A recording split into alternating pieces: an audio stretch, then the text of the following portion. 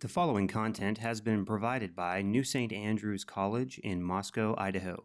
For more information, visit us online at nsa.edu.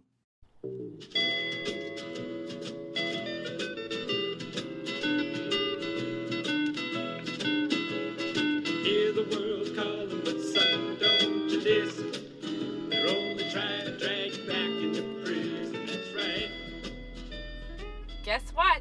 It's What Have You time again. I'm Rachel Jankovic. I'm Becca Merkel. And we meet again. We do, but we have a surprising update, which is that now, instead of having podcasts come out on Thursday or sometimes Friday, but mostly it was Thursday.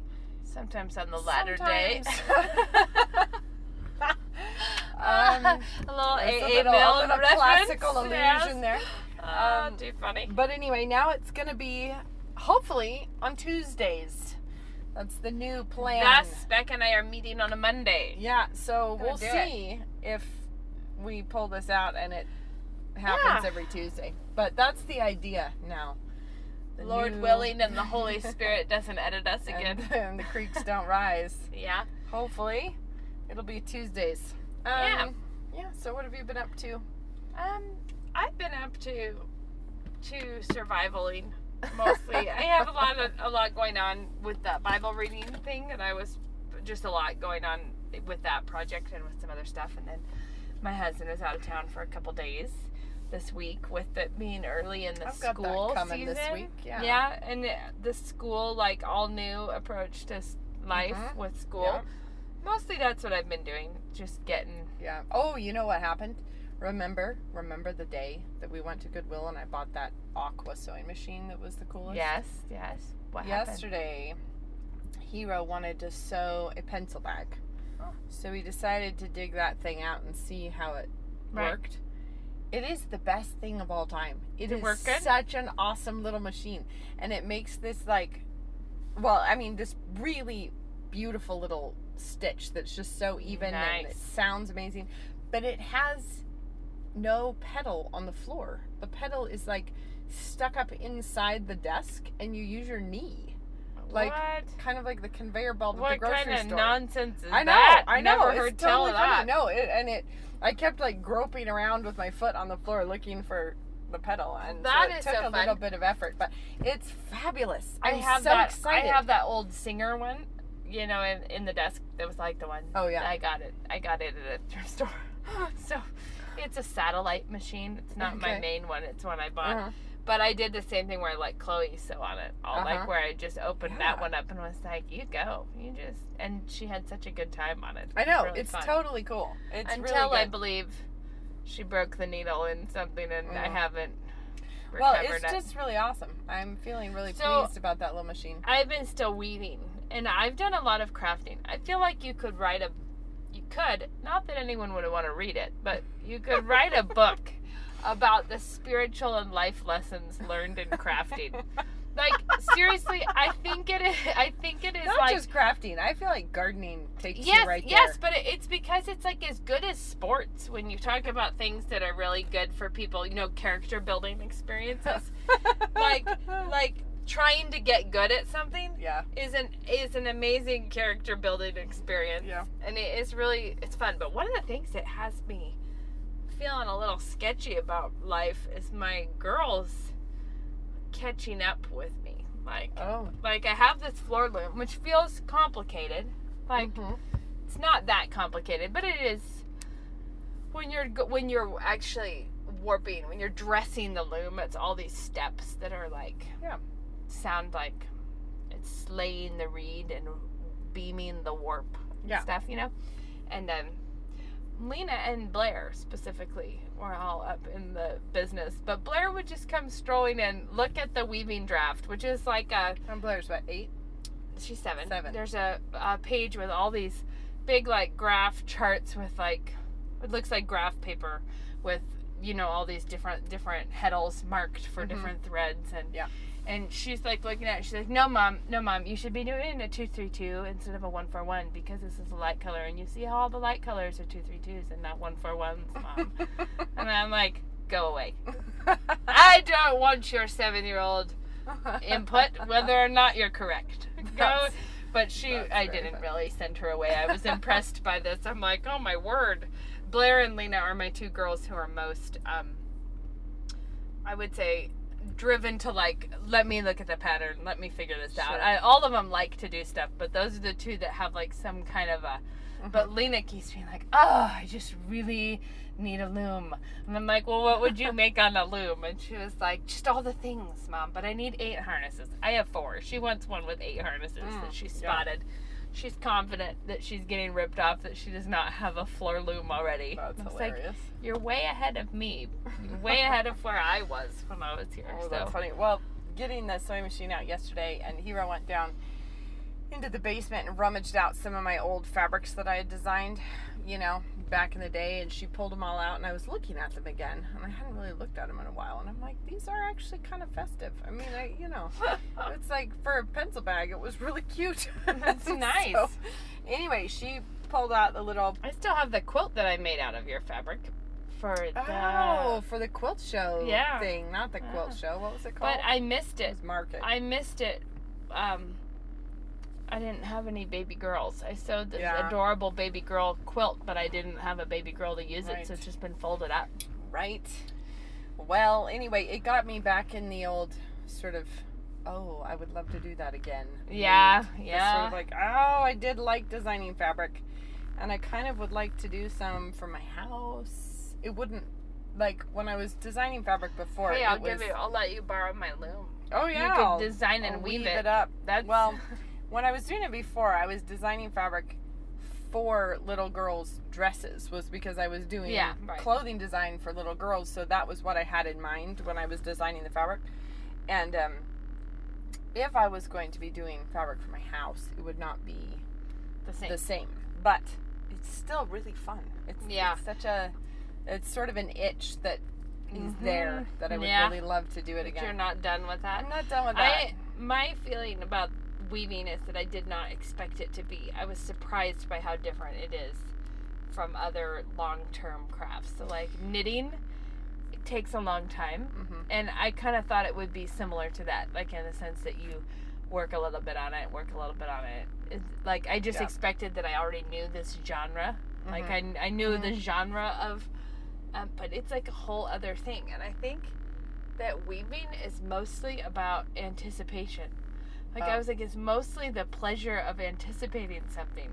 Sure. Because it never gives you a minute where you can see what's happening, really. Like, you don't get, you can see what's happening. But you go, it's every phase is like, I'm winding the warp, and I'm like, I think these colors will be really pretty. Yeah. But I just think they will, and I'm waiting to see if they will be, because you can't see until you're actually weaving on it. Sure. So you warp it, and then you do the whole thing. But every phase is like really fun when it's all threaded right, and you're pulling, and when it when the heddles are working, that's fun. So you're like excited to get to weaving, and then you start weaving, and then you can't wait to see the next color. But it's like winding it up on the beam, so you can't see it all at one time. So it's like you're just like, I can't wait till they get to the end of this so that I can see it. Like, and then you have to wet finish it because it's still not fabric until then. I have an idea of something that we were going to talk about something else, but first, this is what I'm wondering. I think that, we kind of sometimes reference these things obliquely, but there's people who listen to this who don't actually know us. There's out that and problem. About. Sometimes that happens. So, I think you should talk about why weaving made me think of this. I'm not really sure, but I think you should talk about what you've done sort of business-wise, and how and why you got into it, and then how and why you got out of it, because both of us have kind of sort of parallel stories a little bit on our ventures into the world of making a paycheck. Right. And then how do you see that working in for a woman who wants her priority to be the home? Because we don't believe that a woman may never go and get a job. That's not something we think. I just want to throw this out here. Women, if you're a Christian woman, then Proverbs 31 is for you. And I am very sick and tired of people having a bad attitude about the Proverbs 31 woman. I so agree. Because, what's with that? Well, I think it is because of women who take the role of wife and mother seriously, and they're like, here's this biblical example. Yeah. And so they talk about it, and they annoy people who do not like their style. And then people resent the Proverbs 31 woman, and they resent Proverbs 31 in a way that actually shouldn't ever happen with and you and the scripture. You know what I've even seen, though? And the holy word of God. The whole thing kicks off with who can find a virtuous woman. And I've heard people be like, see, the whole point of this passage is you can't. And it's so stupid to think you could be a virtuous woman. There's nobody like this, because even Solomon couldn't find one. I'm just starting this off on the foot of, say, embrace that. Don't think you're too modern for that. So I just wanted to open this with saying we are not opposed to the Proverbs 31 woman. We would admire her. And whether we think many people who do admire her are also dorks, yes, that may be the case, but it is still the word of God. And it is still, it's like... And you don't get to dismiss her because you don't like it. No. That's off the table. So anyways, I just needed to say that first. One of the things, so obviously, that the Proverbs 31 woman is doing is not, she's considering fields and buying it, and she's providing for her family in a lot of ways. Well, and she's taking her profits from her other business and investing it in real estate. And then she's very actively involved in charity work, and she's taking care of her whole household. Like, she's looking after. It is also clear that when her children rise up and call her blessed, it's not because they're so happy that she got to fulfill her career dreams elsewhere. No, she's very clearly being such a faithful woman that things are overflowing in other places. So we have always, we grew up with this sort of notion that a woman's priority should be her home, whatever, her household. And of course, depending on what phase of life you're in, that looks totally different. Yeah. But then, whatever happens most of my childhood, not most, but a lot of my childhood, as soon as I was in school full-time, Mom was teaching. Yeah. But I just mean whatever happens outside of the household should be an overflow that blesses the household, not something that sucks away from the household or that pulls her somewhere else. When Luke and I got married, I had already been out of college. So I worked, I don't remember what all I was working. I've done a lot of things. I had coached volleyball. I had worked in an interior design store. I had volunteered at a crisis pregnancy center. Well, you've been doing freelance design. Then I had started doing events, like event planning, and then I had expanded that into doing floral design because with the events, starting to get into that. And then I got my wholesale license so that I could just order wholesale flowers and do flowers for weddings. And I was still catering events. I just was doing mostly events, but flowers, food. I did at least a couple weddings where I was doing the food and the flowers and the setup, and I did the whole thing. So, but that was something I was doing kind of freelancing. So when we got married, I had always wanted to have I really just love the idea of a flower shop or a housewares or whatever.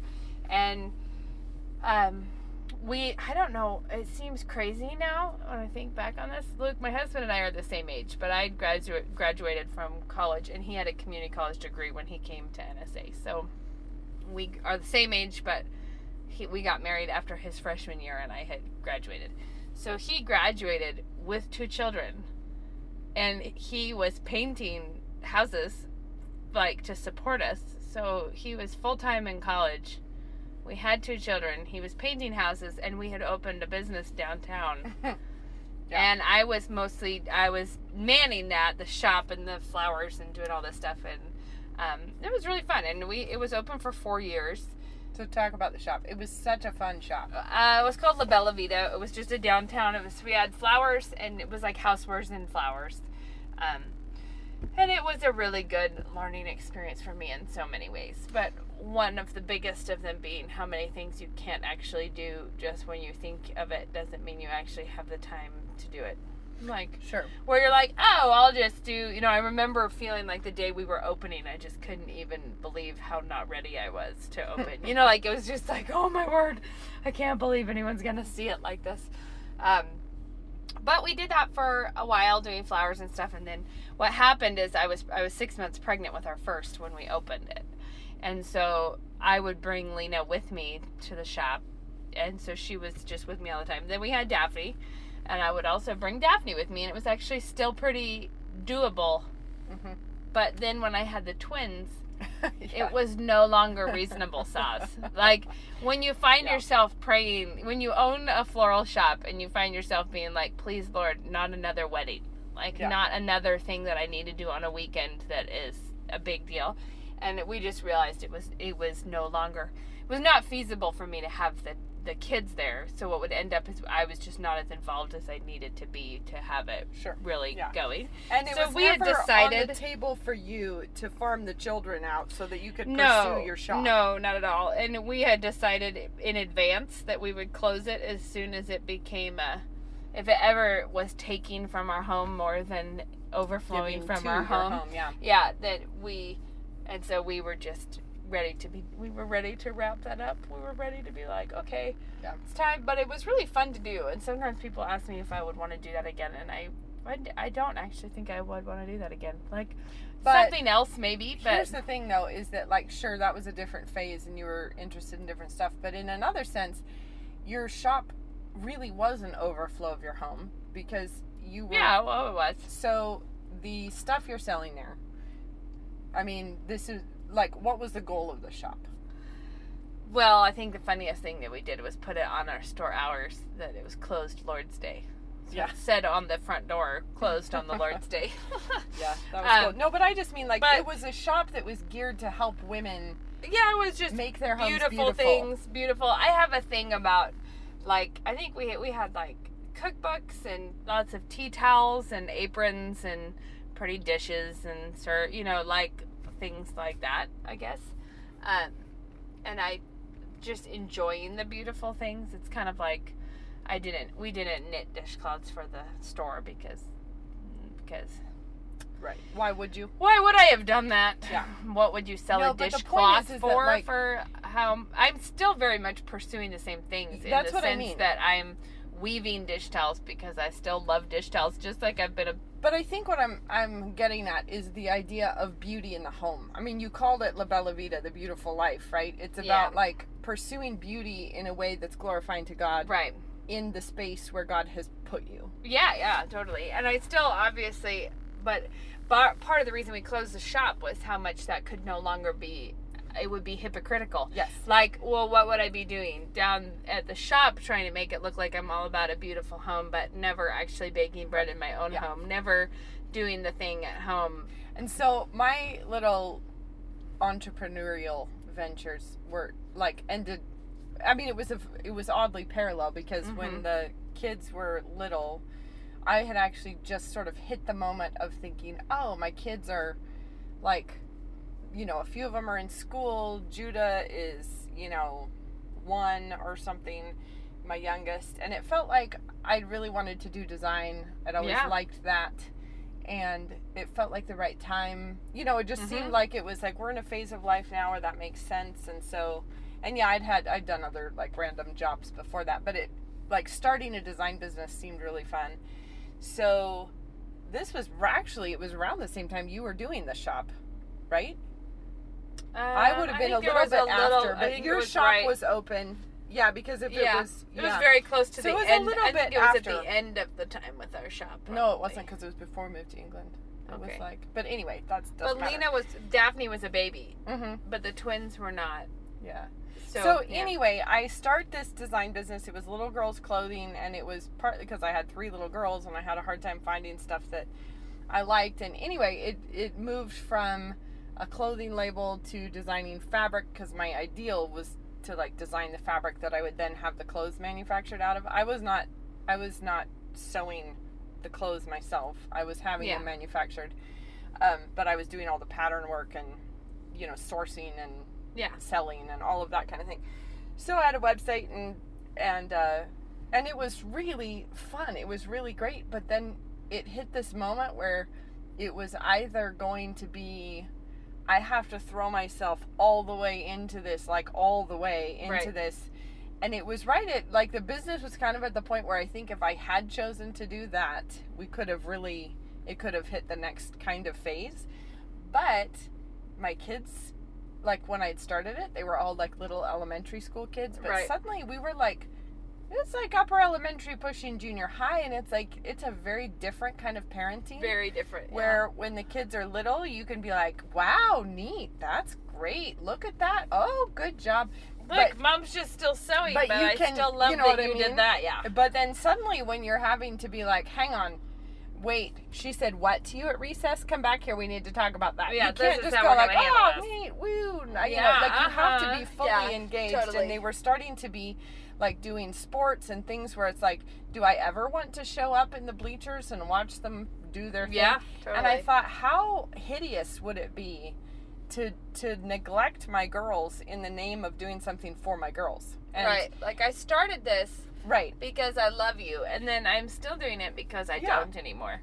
And so, like, and, you know, like, having to, for instance, we made lots of business decisions about, like, I'm not going to go to markets because it's always going to be on Sundays, and I'm not going to travel away from my family in order to pursue a thing that supposedly is for my kids. And so anyway, it seemed like it was really the right time for a number of reasons to just back out. And I felt like, there will always be things to be designed in the world, but my kids will not always be this age, and I really need to do this. So then it became, now I'm teaching at the school because that's where my kids are, and I'm teaching my kids, and I see them every day. And so it's very much like I am, in that sense, I am earning a paycheck now, but it's because it's about my kids. And like, if you were to catch me on a random weekend where I didn't have other commitments, I would not be reading the Iliad for fun. Yeah. I would be sewing or painting or upholstering or something.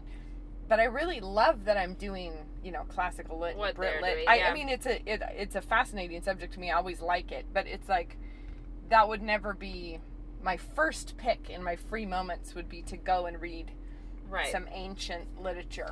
Right, and but it's great, and one it's thing for that my kids. I've been facing right now, or just needing to be self-conscious of, I guess, a little bit, is feeling like I'm coming out of in some ways you feel like, oh wow, like Moses is almost 2, and things are a lot more like, I'm feeling more like I could do other things. You know what I mean? Like, oh, okay, I'm starting, well, depends on the day you catch me on.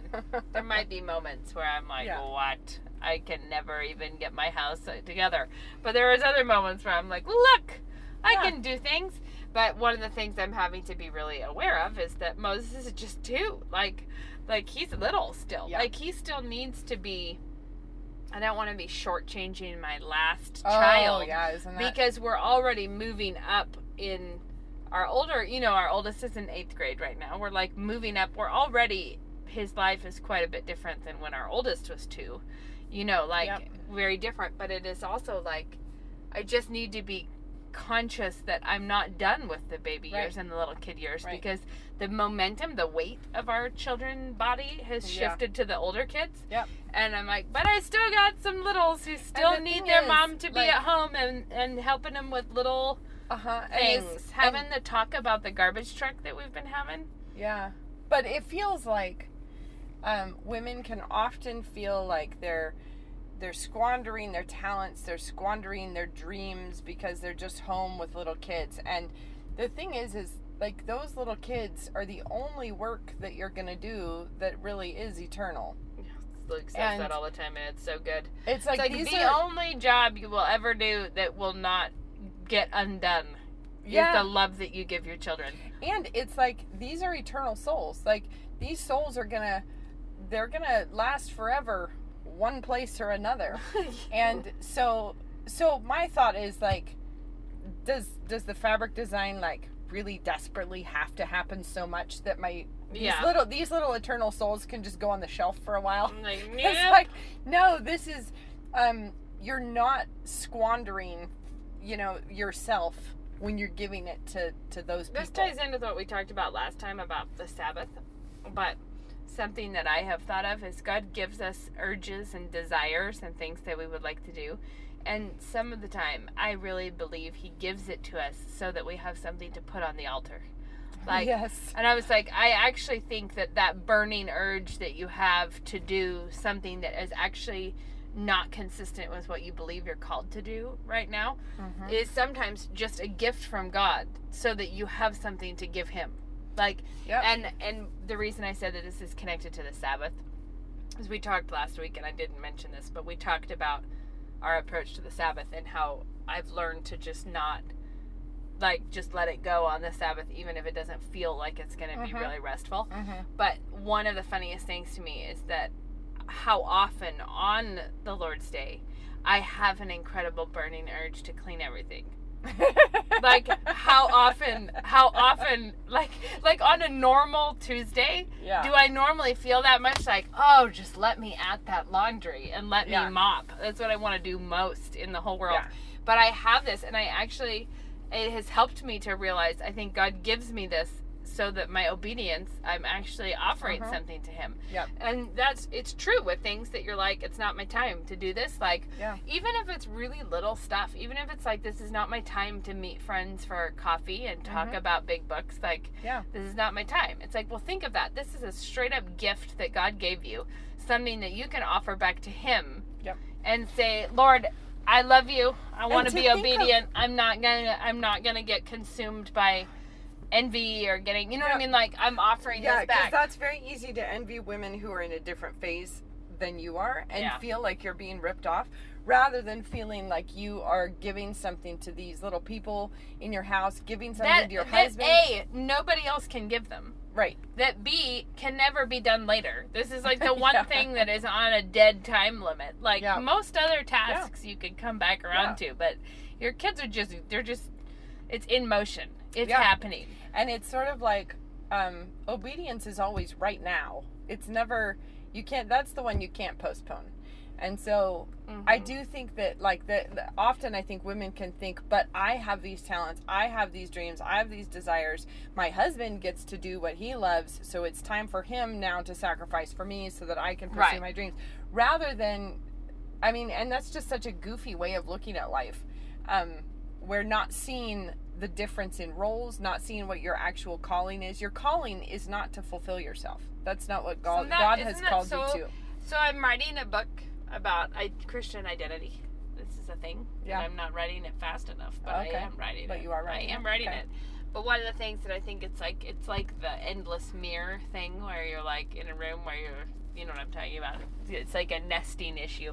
Okay. Because you become more like what you worship. We're made in the image of God. Yes. When we worship God, we become more like ourselves. Yes. Like, the more we just totally subject ourselves to worshiping God, then we are actually becoming more and more like what we were made in the image of. So we are more and more. That is your fundamental path to your own confident identity, is obeying God. But as soon as we start trying to worship ourselves, we're becoming more and more like this lost and vacant thing. Like, it's an incredibly difficult, like, if you think of it at a really fundamental level, you have an altar that you're trying to put yourself up on, and you're trying to be both the idol and the worshiper. You're trying to worship yourself and be worthy of praise. And the thing is that you're totally insufficient on both fronts, because you're flawed, you're a hot mess. So worshiping yourself is off the table if you have any kind of realistic understanding of yourself. Like, which is why I think social media is such a handy tool for so many people. They're like, oh, look, I think I look pretty hot in this. I can curate just go, myself. I can put up this little because shell. I'm trying to worship myself. But the thing is that what you're talking about, the only way it can look worthy of any kind of worship is when it's a lie, when it's false. And it's static. That's the other thing. It's frozen in time where the lighting was right. It's a picture that I airbrushed, and now it can stay like that forever.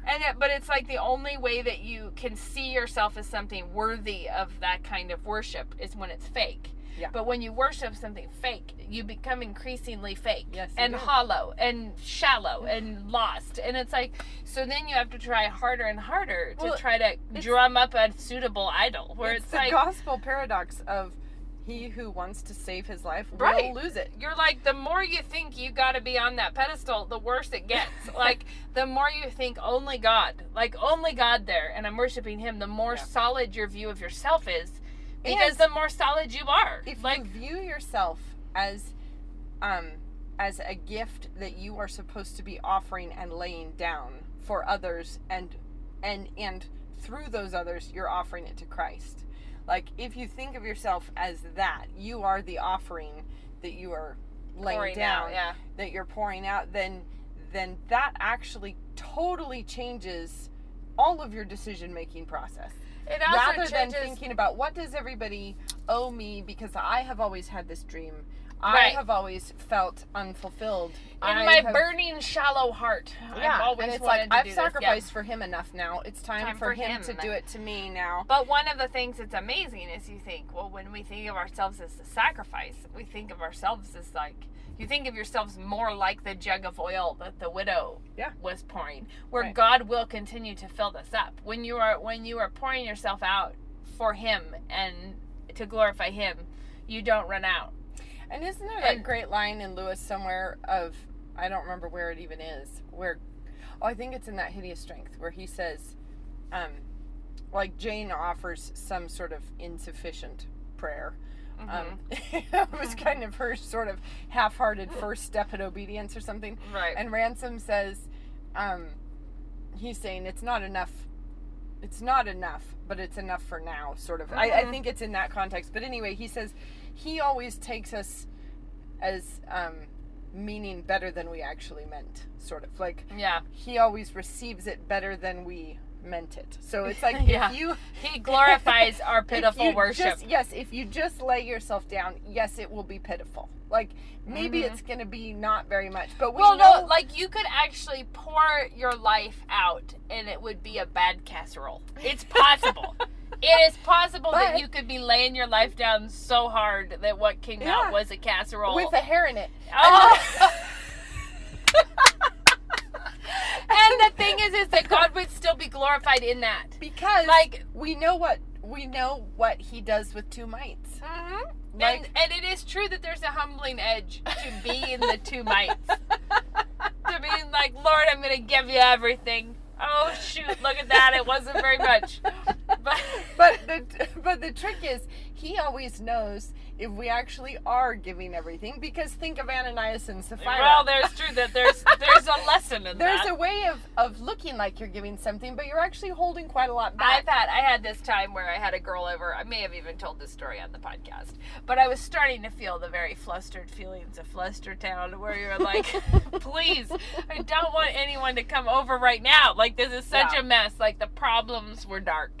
I don't remember what specifically they were, but the theme song of my heart was sort of the problems on the level of a clogged disposal and like something in the laundry that doesn't smell good. Like Cheerios floating in the sink. Like somebody accidentally threw a wet dish towel or rag into the laundry, so it has that funk going. It was not the time that I wanted to have anyone be on hand to witness me. No.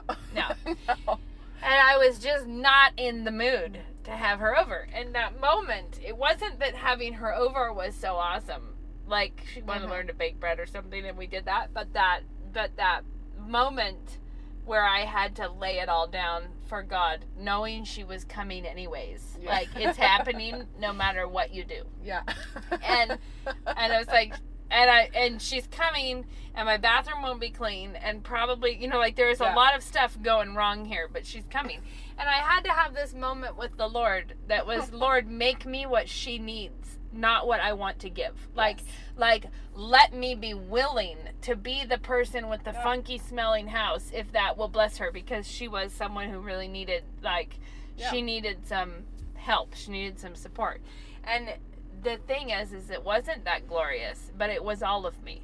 Do you know what I mean? Like, it was all of me because I had to lay it down. Because I had to be like, come on in.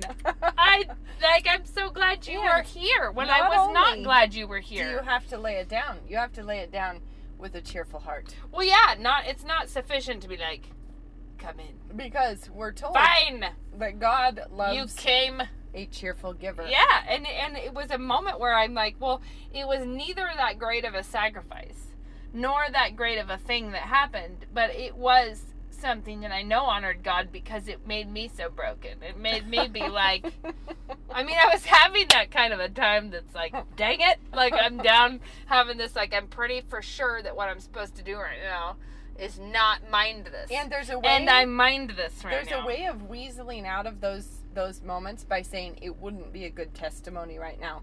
Oh, big you know weasels. What I mean? Big weasels. So I'm going to cancel because it wouldn't be a good testimony. And it's basically a testimony to what? It wouldn't be a good testimony to me and my I have to say something amazing else. powers This might of be housekeeping. This might be. Well, there's been mighty few testimonies to that lately. What? But you know what I mean. When we say good testimony, that's what do we we mean? kind of We mean I'd like to reflect well on myself, not well on the God I worship. Not well on Christ. Like not well on the God who gives me joy in spite of this. But it's very often that we manage to conflate those two. Yeah, and we also do this weird. It's like when I look good, Christ looks good. What he likes best is for me to be fashionable, because that's my best foot Thin, for the gospel. Tanned. Yeah, that's the best way that basically that's how I witness that's to the the world. only way the gospel can go forth. And one thing that I want to say about that is that it was not like, I guess that whole situation was just, I don't know how to explain this well. It's a complicated issue, I guess. You're like, what I'm actually doing is not that big, but I did commit to this because I knew that she needed it, and I committed to it for God-honoring reasons. Yes. I just thought at the outset that I would feel better about doing this. So the temptation for Christian women is to be like, it's good for other people to see my brokenness. Oh. But this is the thing. That's the worst. What also. she was seeing was not my brokenness, because I got it right with God. Yeah. Like, it was right. It was not broken anymore. But so it's not saying that it's good for them to see the dirt in my house because I'm so broken down, and it's good for them to see that I'm so broken. The point is, I was not broken when she came, and I would have been broken if my house was clean and I still had a bad attitude, and I would have been broken if my house was dirty and I still had a bad attitude. So that brings up a different point, though, and this is another peeve on my list of peeves, and that is there is a real it seems like a sort of a movement right now of like women ditching all of those expectations. No, have like, your friends over to sit in the middle of your skivvy pile that needs to be folded. Basically, like, if it's real, if it's authentic, then that's, you know, it's not this like stupid hypocrisy of cleanliness. And the thing is that really is, I think, a serious ditch when women stop trying and just embrace the grit. Yes, yeah, no, it's terrible. And they say that this is the authentic Christian way. This is realer, but it's not real. It's not realer. What's real is that God actually gave me peace to give to her at a time. Like, and I think it's just important that you make it all the way through into... You need to push through that moment of brokenness and have it healed before you're sharing it with the... Because this is the whole thing of there's always a ditch on both sides of the road. Because you are having to work through the, like, it's going to be okay if she sees life a mess. I said earlier that I used to do event coordinating. So my personal temptation would be to treat common fellowship times as an event that I needed to put on with the right. Like that. I want this. So you laying yourself down in that instance was you having to give up your expectations and be okay with something. And be okay with the fact that I had other obligations and I didn't get to all of it. But there's a lot of women who maybe have tendencies on the other side who laying themselves down means you need to clean this up. Right. Like, you need to get in there and you need to sacrifice and you need to work hard and you need to get this done. And you need to care. You need to actually find it in yourself to care that what you do, like when you talk about it being a bad testimony, it's like, well, can your clean house be a bad testimony? Yes, it can. Can your dirty house be a bad testimony? Yes, it can. Can your fatness be a bad testimony? Yes, it can. Can your skinniness be a bad testimony? Yes, it can. The reality is that because it is more about, are you right with God or are you not right with God? Because there's ways of being self-absorbed on both sides every single time. And the question is, are you being self-absorbed? Right, like what about your theology? Is there a way to have right theology but be just a holy terror to everyone? Absolutely, and I think we've all met that genre of person. And is there a way to react to that and be like, theology is neither here nor there. There is no truth but how you feel. There's ways on every direction to do it wrong. And so this is why and I think the heart of the issue is always, who are you worshiping? Like, and whose whose needs are you preferencing first? And I think if the answer is yourself, because, well, nobody can expect me to clean this house because it's just too difficult because What about earlier, I took a personality test and it told me that I am the kind of person who likes things to be mellow. Yeah. So because that's who I am, and because I am clearly a snowflake on monumental levels, this is how everything must be. God would not have made me that way if he did not want me to get it that way. Because one thing that's clear from Scripture is God doesn't want us to ever change. He almost never gives us cause to think we should change or cause to think that we are maybe not perfect as we are. Like, he would never. Sanctification, schmanctification. And I think that this is the thing, is that in my life, I've been like, man, have I ever been through needing to lay it down? From being a person whose initial instincts is that wouldn't it be awesome if we ironed the sheets all the time?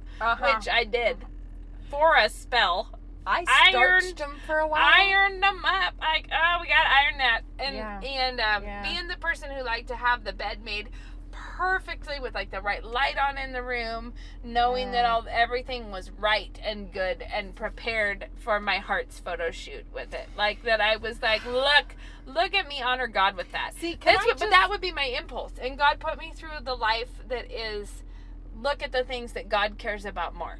Like when I wanted the right lighting, God wants the hearts to be right. Like he wants my children joyful, like whether or not. Can I just throw out that I was having this thought about the Bible reading challenge? When you're trying to step it up in any area, and right now it would just be like, okay, we're about to do this Bible reading challenge. We're trying to get through a good chunk of Scripture every single day on a consistent basis. Right. In order to just know that you have that sorted out, you really have to figure out, okay, when am I going to fit that in? Like, you need to have some kind of a schedule in mind. And my instinct is to immediately go to the best case scenario. What would I enjoy doing? Like, and basically it would mean, I were to I think it would mean like holy and an organized addition on my house. Yeah. That had really good southern facing windows. I'm gonna need a new wardrobe for this. And it'd have like beautiful coffee mugs. We should have an espresso machine. You could sit there and it would be such a lovely experience. I could really get into it if that was the case. Surely that's all that stands between me and a great walk with God. But and so the instinct is to like picture like that's how it would have to be. It's like if I was doing everything right, the bedroom would look beautiful and it would be ambianced really well. Right. And that's what a good testimony or honoring God would. That's what devotion would look like. That's how I would be at peace with God. Yeah, just so chill. And it's kind of like, if you think about, back on the Bible reading thing, if you think about God, God's word is food, feeding us, it would be like, how ludicrous would it be to say, well, I can't eat ever until I have the perfect, beautiful, perfectly set table with lovely food, with the right... I will not compromise. I won't compromise. I'll starve to death over here in the corner. It would be better if I had no energy at all to ever do anything. Right. Than that I would sully myself with some box mac. But it can be like that, where you have this ideal thing in mind that you're not willing to lay down, so you actually end up missing the whole everything. Yeah. Like all of it. Absolutely. Right, but look at we should stop and we should have a tip.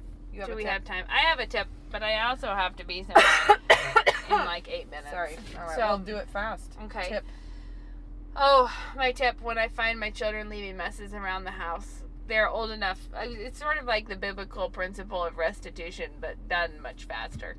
When they leave a big mess, like say someone potholder looped, and they left potholders all over the couch and under the couch and the bin built a house of cards and then left it. Yeah, anything like that. So I will locate who did it. Like, whose work was this? And who's the villain? This is all cheerful. I need to say this is a cheerful thing. This could be done really snarky bad. Yeah, it's not that. So I just take my word for it that I'm not snarking at my children. I'm like, hey, was it you that turned all the dining room chairs upside down and put a blanket on top of them? It's like, who did that? And I was like, oh, that was me when I was playing with this. I'm like, okay, fix it. And then you owe me 10. And 10, it would be like 10 minutes of work. because you left something. It's just like you left a major thing for me to need to clean up, apparently. Sure. Although I made you do it, but you left. Apparently, you left it for me. But after that, you owe me 10 minutes of just chipping in. Right.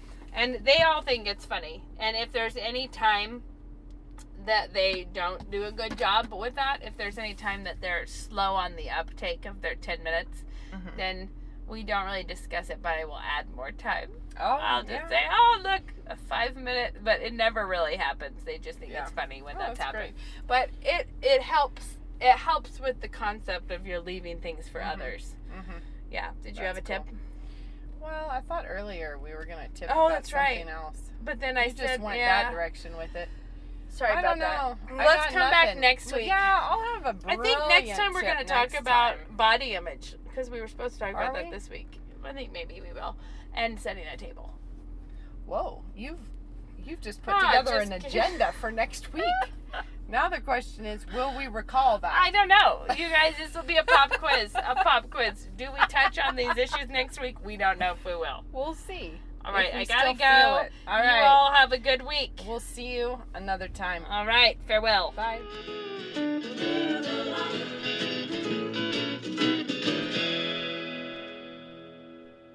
New St. Andrews College thanks you for listening.